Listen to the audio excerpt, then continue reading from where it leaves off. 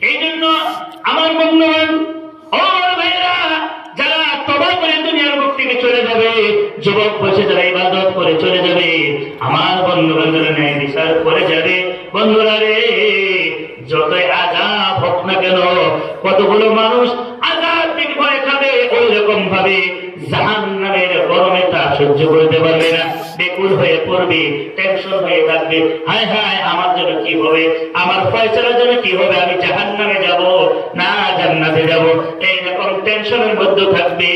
মানুষ বাবাকে চিনবে না, মাকে চিনবে না, ছেলেকে চিনবে না, স্ত্রীকে চিনবে না, বিবি বাচ্চাকে কেউকে চিনবে না, কেউ আরিস কেউকে চিনবে না। মানুষ শুধু পাগলের মতো দৌড়াইতে থাকবে, মাতালের মতো।